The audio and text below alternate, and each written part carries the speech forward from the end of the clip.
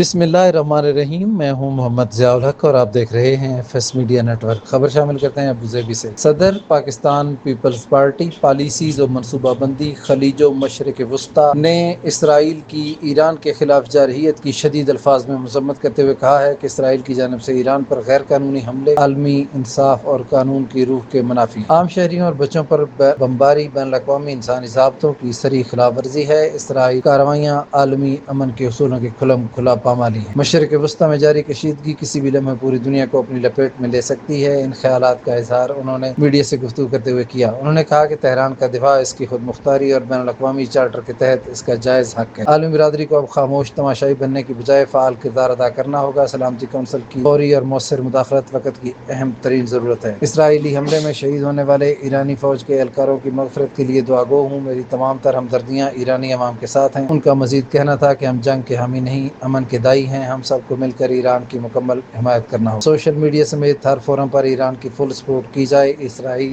عرب دنیا میں نہیں بلکہ اسلامی دنیا میں ناسور کی حیثیت رکھتا ہے۔ اسرائیل کو اپنا خون چاٹنا پڑے گا۔ اسرائیل 1.5 سال سے مسلسل غزہ میں بمباری کر رہا ہے۔ 60,000 لوگ شہید کر دیے۔ اقوام متحدہ کی کون سی قرارداد ہے جو اس طرح انسانیت کو قتل کرنے کی اجازت دیتی ہے؟ انہوں نے مزید کہا، عالم انسانیت کا قتل، ایک قوم کی نسل کشی کرنا کیا انسانی اور جنگی جرم نہیں؟ نیتن یاہو ایک جنگی مجرم ہے اور عدالت نے گرفتار کرنے کا حکم دیا ہے۔ نیتن یاہو امریکہ، یورپ جاتا ہے لیکن کوئی بھی عالمی عدالت کے حکم پر عمل کے لیے تیار نہیں۔ انہوں نے کہا کہ یہ وقت امت مسلمہ کے متحد ہونے کا ہے۔ ہم سب مل کر متحد و منظم ہو کر یہود و ہنود کا مقابلہ کر سکتے ہیں۔ سبسکرائب کیجیے FS میڈیا نیٹ ورک اور دیکھتے رہیے تازہ ترین تبصرے اور